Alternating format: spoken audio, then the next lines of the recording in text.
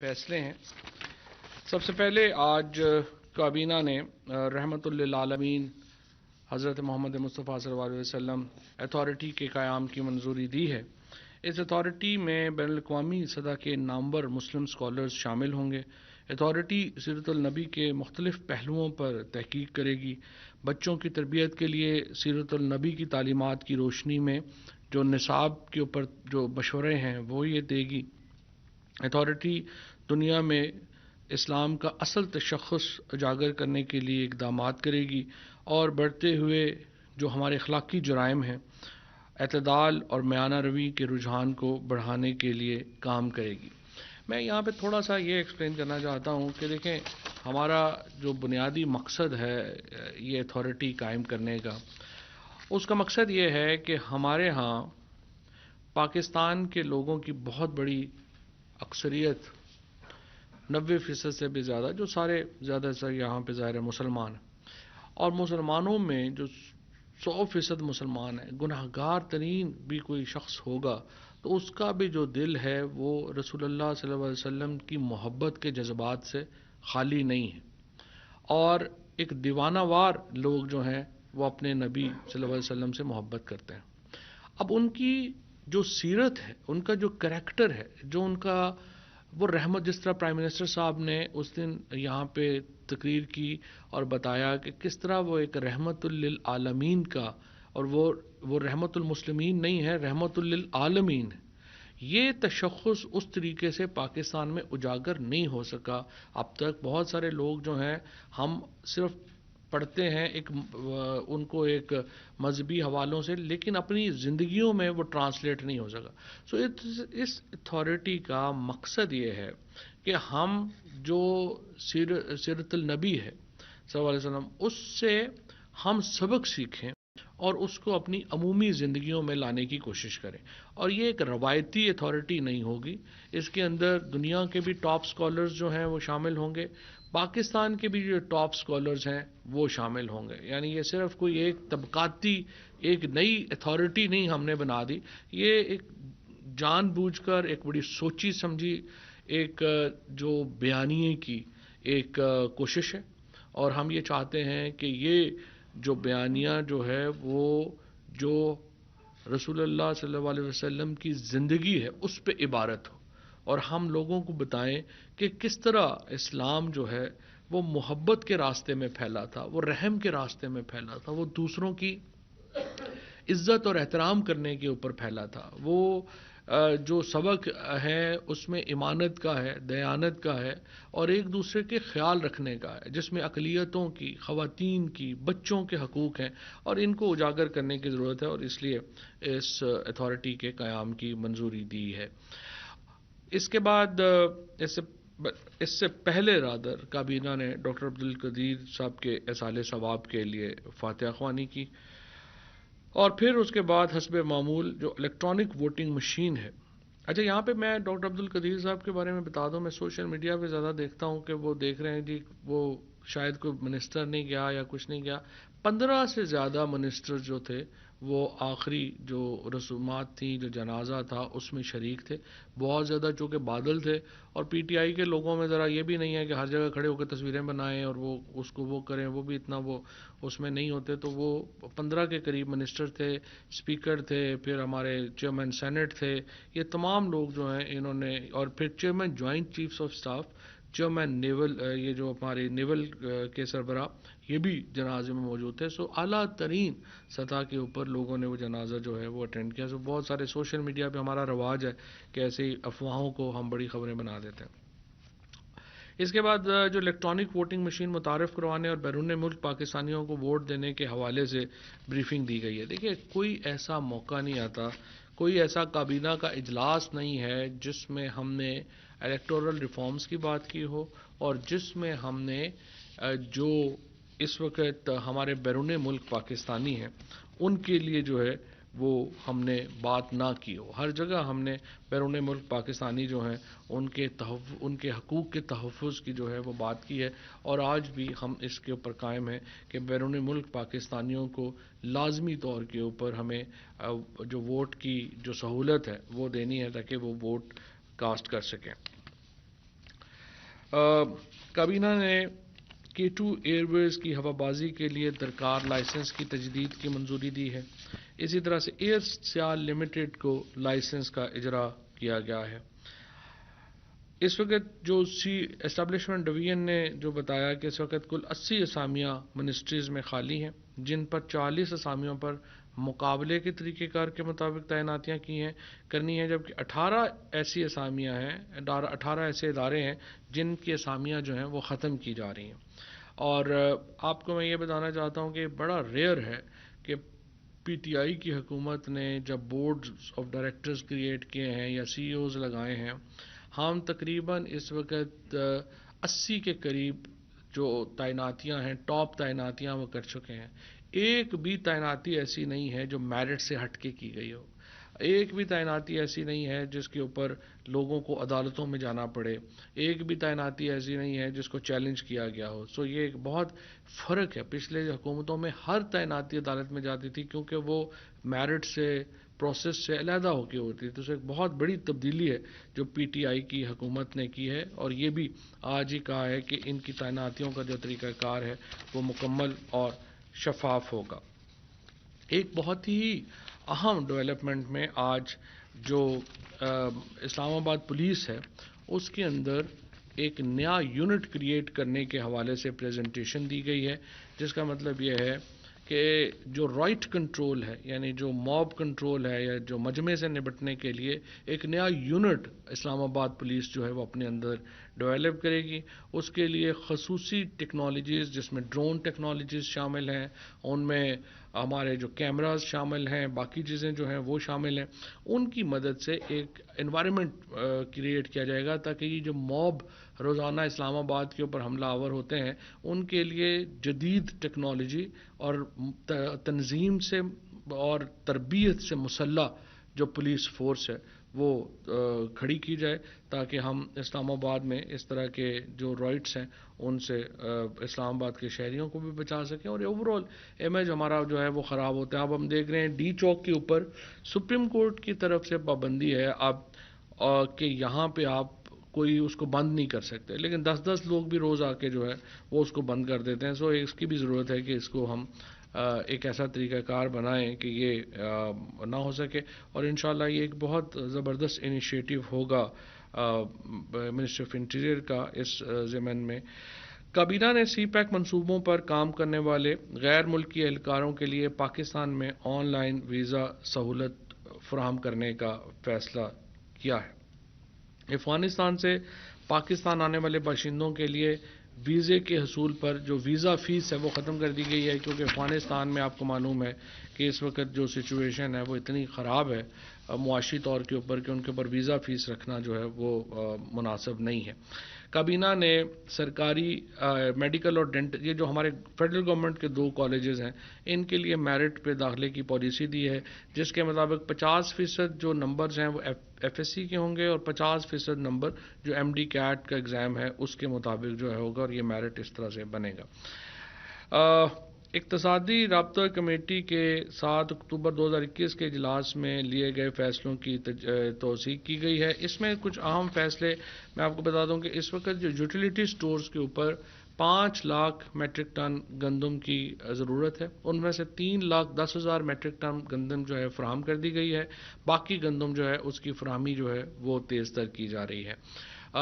کابینہ نے اس میں تمام باقی فیصلوں کی منظوری دے دی ہے، سوائے ایک جو اسپیشل اکنامک زون کے لیے 2.4 بلین روپیز کا ایک ڈیمانڈ تھی، اس کو ریفر کیا گیا ہے، دوبارہ ڈیفر کیا گیا ہے اور اگلے اجلاس کے لیے وہ دوبارہ یہاں پر آئے گا. کابینہ نے وزیر توانائی جناب حماد اظہر اور وزیر بحری امور علی زیدی صاحب پر مشتمل ایک ذیلی کمیٹی قائم کی ہے، جو کہ جو ٹرانسپورٹ لاجسٹکس کے 4 اکتوبر 2021 کے اجلاس میں لیے گئے فیصلے کے اوپر یہ دونوں بیٹھیں گے اور آپس میں جو ڈریجنگ ہے پورٹ قاسم کے اوپر یہ معاملہ اس کا تھا، اس کے اوپر وہ اپنی ایک پالیسی جو ہے وہ بنائیں گے. ایک بہت ہی بڑا قدم میں سمجھتا ہوں جو اٹھایا گیا ہے، وہ سمندر پار پاکستانیوں کی سہولت کے لیے پاور آف اٹرنی کے دستاویزات کی آن لائن منظوری ہے. یہ ایک جیسا میں نے پہلے عرض کیا کہ کوئی ہمارا اجلاس نہیں ہے جہاں پہ ہم اوورسیز پاکستانیز کے لیے نہ سوچیں. اب تک ہزاروں جو پرزنرز تھے جو باہر تھے ان کو ہم واپس لے کے آئے ہیں. کبھی کسی اور حکومت نے ان غریب لیبررز کو اور ان کے بارے میں نہیں سوچا تھا جو مختلف دنیا میں جیلوں میں قید تھے اور بہت چھوٹے چھوٹے جرائم میں قید تھے. ہم ان ہزاروں لوگوں کو چندہ کر بھی ہم نے کیا ہے, ہم نے اپنے پاس سے بھی جو ہے وہ گورنمنٹ کے پیسے بھی گئے دیے ہیں, اور ہزاروں لوگوں کو ہم پاکستان واپس لے کے آئے ہیں. اب یہاں پہ کیا ہو رہا تھا, پاور آف اٹرنی جب اوورسیز پاکستانیز نے بنانی ہوتی ہے ان کو امبیسی تک ٹریول کرنا پڑتا ہے. امبیسی ایک جگہ کے اوپر ہوتی ہے, ٹریول بڑا دور دور کرنا پڑتا ہے. سو پاور آف اٹرنی کو ہم نے آن لائن کر دیا ہے, اور اب ہمارے اوورسیز پاکستانیز جو ہیں ان کو اپنی پاور آف اٹرنی جو ہے وہ گھر بیٹھے وہ کر سکیں گے. پھر پرابلم یہ بھی ہوتا ہے, آپ لوگوں کو پتہ ہے کہ وہاں پہ جو مزدور ہے یا جو کام کر رہا ہے اس کو اپنا پورا دن ضائع کر کے پاور آف اٹرنی کے لیے امبیسی کے باہر جانا پڑتا تھا. پھر امبیسی کے اپنے مسائل ہیں وہ کر نہیں سکے. لیکن یہ ایک بہت بڑی سہولت ہے, جو ایک اور بہت بڑی سہولت ہے جو پی ٹی آئی کی حکومت نے پاکستان کے بیرون ملک بسنے والے پاکستانیوں کے لیے فراہم کی ہے. اسلام آباد real estate regulations and development act 2020 کی منظوری دی گئی ہے, اور یہ ریگولیٹ کرے گا جو اسلام آباد کے اندر زمینوں کا لین دین ہے اس کو یہ قانون اب ریگولیٹ کرے گا. کابینہ نے افغانستان کے تاجروں کی سہولت کے لیے افغان تاجروں کو پاکستان بزنس ویزا کی فہرست میں شامل کرنے کا فیصلہ کیا ہے. افغانستان سے ہمارا جو اس وقت ٹرکس ہیں ان کی تعداد میں بہت اضافہ ہو گیا ہے, اور اس وقت پاکستان ایک بنیادی سورس ہے افغانستان میں ہیومینٹیرین ایڈ کے لیے بھی اور بزنس کے لیے بھی. تو افغان تاجروں کو بھی ہم اس میں شامل کرنا چاہتے ہیں. ہم افغانستان کے جو آبادی ہے, افغانستان کے جو لوگ ہیں, ان کے لیگل انٹری جو ہے پاکستان میں ہم اس کو انکریج کرنا چاہتے ہیں. ہم چاہتے ہیں کہ یہ جو انلیگل انٹریز ہیں یہ ختم ہوں اور لیگل انٹریز جو ہیں ان میں اضافہ, اور اس کے لیے ہم لیگل انٹریز کے جو پروسیسز ہیں ان کو آسان کر رہے ہیں تاکہ وہاں سے زیادہ لوگ جو ہیں وہ ادھر آئیں.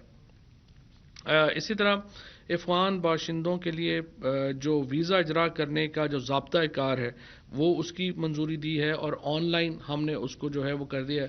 آپ کو معلوم ہے کہ ہزاروں لوگ جو ہیں وہ روزانہ یہاں پر جاتے ہیں, اور اس کے بعد ہمارے ایمبیسیز میں کیپیسٹی نہیں ہے اتنی کہ وہ اتنے افغان کو ویزا دے سکیں. اب ہم نے آن لائن میں بھی شامل کر لیا ہے, اس سے بھی ایک جو ہے وہ بہتری آئے گی. پیمرا کونسل آف کمپلینٹس اسلام آباد کی تشکیل نو کی منظوری دی گئی ہے. سید محمد علی بخاری جو ہیں وہ اس کے چیئرمین ہوں گے. مظہر برلاز صاحب کو اس کا ممبر جو ہے وہ بنایا گیا ہے. نعیم خان صاحب کو ممبر بنایا ہے. 3 خواتین پہلی بار ہم نے شامل کی ہیں, نگہت سعید ہیں, بطول زین ہیں اور طلعت عظیم ہیں, جن کو پیمرا کونسل آف کمپلینٹ میں شامل کیا گیا ہے. اب میں ایک اور اہم بات چونکہ میڈیا کے اوپر چل رہی تھی کہ جو کابینہ میں D G I S I کے حوالے سے وزیر اعظم نے کابینہ کو اعتماد میں لیا. میں یہاں پہ آپ کو بتانا چاہتا ہوں کہ رات کو وزیر اعظم صاحب کی اور chief of army staff general Qamar Bajwa کی بہت طویل نشست ہوئی. جنرل باجوہ اور پرائم منسٹر صاحب کے آپس میں بہت ہی قریبی اور بہت ہی خوشگوار تعلقات ہیں, اور یہ پاکستان کی جو ایک تاریخ ہے اس ضمن میں بھی بہت اہم ہے کہ پاکستان کے سول اور ملٹری کے درمیان ایک بہت آئیڈیل تعلقات ہیں. میں سوشل میڈیا پہ دیکھتا ہوں بہت لوگ ہیں, ان کی جو خواہشیں ہیں, میں ان کو یہ بتا دوں کہ کبھی بھی پرائم منسٹر آفس کچھ ایسا ہرگز قدم نہیں اٹھائے گا جس سے پاکستان کی فوج یا پاکستان کے جو سپہ سالار ہیں ان کی عزت میں کمی ہو. اور میں یہاں یہ بھی بتا دوں کہ پاکستان کی فوج اور پاکستان کے سپہ سالار کوئی ایسا قدم نہیں اٹھائیں گے جس سے پاکستان کے وزیر اعظم یا پاکستان کے سول سیٹ اپ کی عزت میں کمی ہو. دونوں کا ایک دوسرے سے کلوز کوآپریشن ہے, ایک دوسرے کے ساتھ ایک انتہائی قریبی رابطہ اور تعلق ہے, اور نئے D G I S I کی تقرری کے لیے جو قانونی طریقہ ہے وہ اختیار کیا جائے گا. اس کے اوپر بھی دونوں کا اتفاق رائے ہے. اس میں جو اتھارٹی ہے وہ وزیر اعظم کی ہے, اور اس کا جو تقرر ہے وہ ہمیشہ ایک ہمارے درمیان جو بھی اپوائنٹمنٹس ہوئی ہیں ان کا ایک بہت سمجھیے کہ وسیع البنیاد مشاورت کے اوپر مبنی ہوتے ہیں, اور ایک تمام قانونی طور کے اوپر جو اس کی ریکوائرمنٹس ہیں ان کو مکمل کر کے نئے ڈی جی آئی کی تقرری جو ہے وہ اس کے مطابق ہوگی.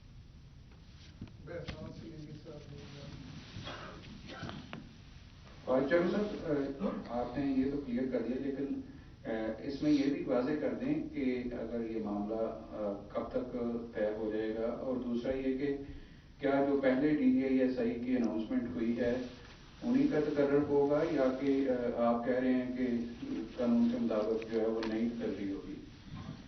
میں نے جس طرح سے آپ کو عرض کیا کہ تمام آئینی اور قانونی تقاضے جو ہیں اس ضمن میں پورے کیے جائیں گے.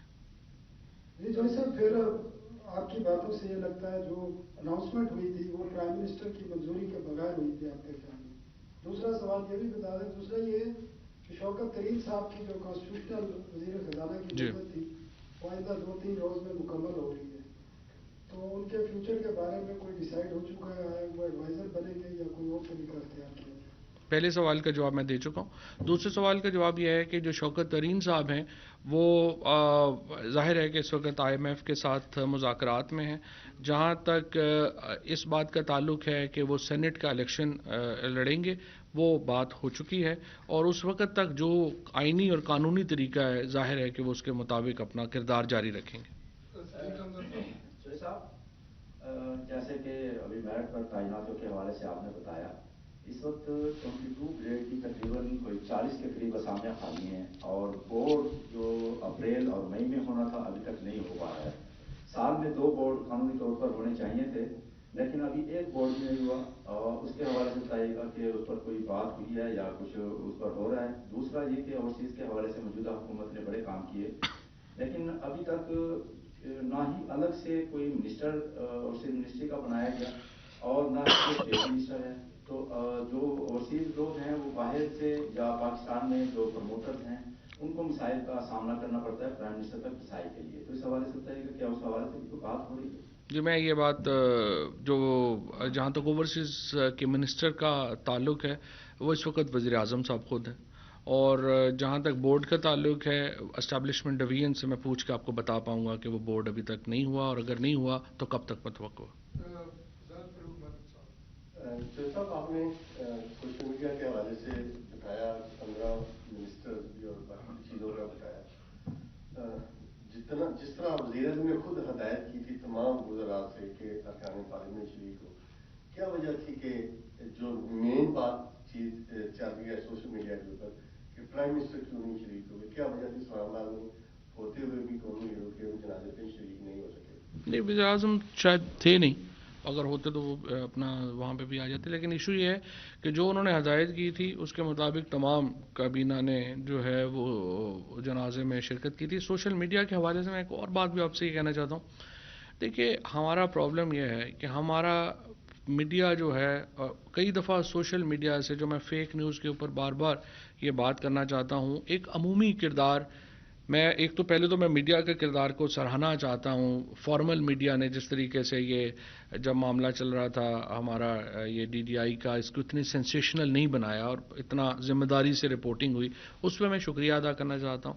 لیکن دوسری طرف میں آپ کو یہ بتانا چاہتا ہوں کہ دیکھیے فار ایگزامپل مینار پاکستان کا واقعہ تھا.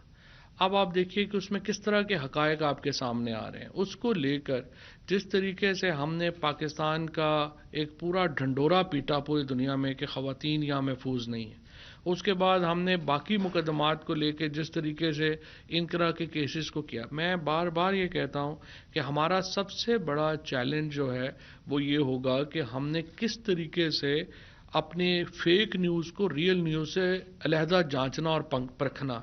سو میری پھر درخواست ہوگی میڈیا سے کہ جو آپ سوشل میڈیا پہ اسپیشلی جو چیز آپ دیکھیں اس کو ویریفیکیشن پروسیس میں ضرور ڈالیں، اور اس کے بغیر اس کے سب جو لوگ جو ہیں اس کے پیچھے نہ پڑ جائے گا. جی رضوان. سر، آپ نے کہا کہ D G I S I کے لیے قانونی طریقہ کار اختیار کیا جائے گا. پہلا سوال تو یہ کہ کیا پہلے قانونی طریقہ کار اختیار نہیں کیا گیا؟ دوسرا، آپ نے کہا کہ پی ایم کا اختیار ہے کہ وہ تقرری کریں، تو کیا پرائم منسٹر کے ذہن میں کوئی اور نام ہے، کوئی اور شخص ہے جن کو وہ آگے لانا چاہتے ہیں؟ اس حوالے سے ضرور بتائیے گا پلیز. اور یہ کب تک مکمل ہو جائے گا پروسیس؟ جی، میں سوال کا جواب دے چکا ہوں. شاکر عباسی صاحب، نیو نیوز سے. मिनिस्टर साहब, बलूचिस्तान का एक क्राइसिस है काफी गवर्नेंस का, तो क्या उस हवाले से भी कोई बात की थी काबीना में? गवर्नर को कल बुलाया था फिर ने, साथ ही बताइएगा कि आपके मेंबर हैं कराची से, उनके इस्तीफे का समझ नहीं आ रही, वज़ीर आज़म हाउस में उनका इस्तीफा नहीं पहुंचा, स्पीकर के पास भी नहीं पहुंचा, तो उनका क्या स्टेटस है? जहाँ तक बलूचिस्तान का मामला है, बलूचिस्तान के मामले में इस वक्त जो सूरत हाल है वो यही है कि एक इशू वहाँ पे चल रहा है। हमारी ख्वाहिश ये है कि स्टेबिलिटी हो, इस्तेहकाम हो, और जो भी पॉलिटिकल और आइनी तरीका है उसके मुताबिक जो है वो चीज़ें आगे बढ़नी चाहिए। और इसी सिलसिले में वज़ीर आज़म साहब को ब्रीफिंग दी है गवर्नर बलूचिस्तान ने वहाँ की सियासी सूरत हाल के बारे में। और ज़ाहिर है कि गवर्नर का आपको मालूम है इनके तहत एक ये किरदार है कि वो वफाक को सूबे में होने वाले मामलात से बाखबर रखेगा। उसी ज़बन में ये मुलाकात थी, और हम इंशाअल्लाह जो भी आइनी और कानूनी तौर के ऊपर तरीका होगा उसको जो है ज़ाहिर है हम स्टेबिलिटी चाहते हैं, इस्तेहकाम चाहते हैं, और उसके मुताबिक जो है वो आगे बढ़ेंगे। इस सिलसिले में स्पेसिफिक इंस्ट्रक्शंस या बात क्या है वो चूँकि मेरी पीएम साहब से मेरी बात नहीं हुई है तो मैं कह नहीं सकता कि स्पेसिफिक बलूचिस्तान के ऊपर क्या पर हमने क्या पोजीशन होगी, लेकिन हम ज़ाहिर आइन और कानून के मुताबिक चलेंगे। जहाँ तक इस्तीफ़े की बात है, कई दफ़ा होता है कि अखबार में या इधर उधर ख़बर आ जाती है लेकिन वो इस्तीफ़ा पहुँचता नहीं है, तो उसके मुताबिक देख लेते हैं। वज़ीर आज़म स्पीकर साहब से कल मेरी बात हो रही थी अलबत्ता, तो उन्होंने मुझे कहा है कि इस्तीफ़ा स्पीकर ऑफिस में कभी भी नहीं पहुंचा, किसी का भी नहीं पहुंचा, तो अब देखते हैं। Thank you sir. वफाकी वज़ीर इत्तलात चौधरी फवाद हुसैन काबीना इजलास पर ब्रीफिंग दे रहे थे। उन्होंने कहा कि वफाकी काबीना ने रहमतुल्लिल आलमीन अथॉरिटी के क़याम की मंजूरी दी है। ये अथॉरिटी नौजवानों में पैगम्बर इस्लाम सल्लल्लाहु अलैहि वसल्लम के उसवा हसना को उजागर करेगी। इसके साथ साथ तलबा के तालीमी निसाब के हवाले से भी काम करेगी। काबीना इजलास में इलेक्ट्रॉनिक वोटिंग मशीन के हवाले से भी बातचीत की गई। इलेक्ट्रॉनिक वोटिंग पर पेशरफ्त के हवाले से इजलास को ब्रीफ किया गया। बैरून मुल्क पाकिस्तानियों को वोट की सहूलत फराहमी भी यकीनी बनानी है, इस हवाले से भी इजलास में तफसीली बातचीत हुई है और तफसीली ब्रीफिंग भी दी गई। साथ ही साथ काबीना इजलास में डॉक्टर अब्दुल कदीर खान के इसाले सवाब के लिए फातिहा ख्वानी भी की गई। वफाकी वज़ीर इत्तलात चौधरी फवाद हुसैन काबीना इजलास पर ब्रीफिंग दे रहे थे।